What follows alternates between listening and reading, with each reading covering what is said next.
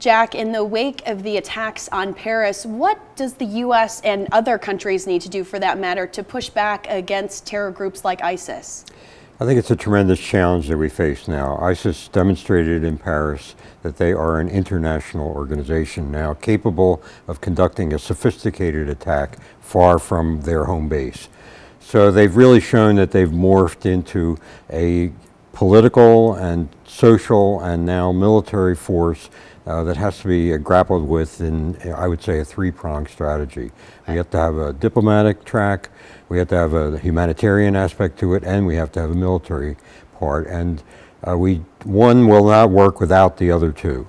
And we are in a very interesting predicament when you mention the humanitarian aspect of it. A big thing in the headlines right now is, you know, how many refugees from Syria is the U.S. going to take in? And so we're kind of in a balancing act. Can you talk about that a little bit? It's a very important aspect that we not close our doors and say no Syrians, no Muslims. Anything like that would be very dangerous actually for us.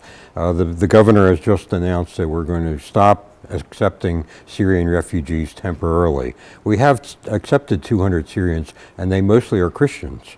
So we don't want to shut the door on people who deserve to be brought to this country.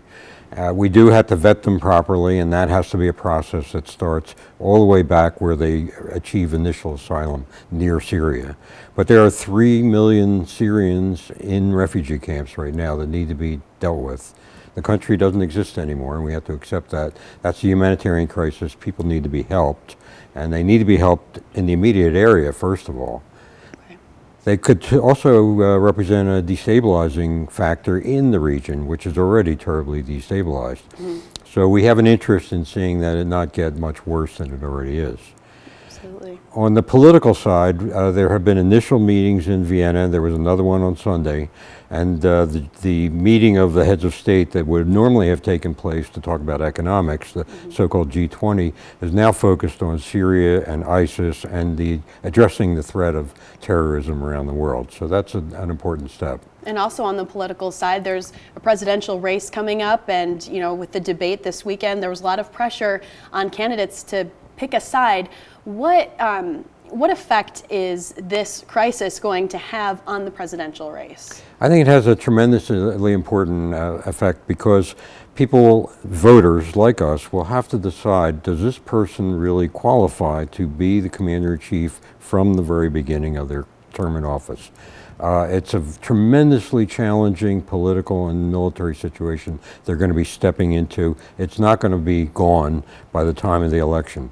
And so we have to understand, A, what they are promising as candidates, and B, whether that is the kind of policy we truly want in the Middle East. The president had said he does not want us to have another major engagement of U.S. forces in the Middle East.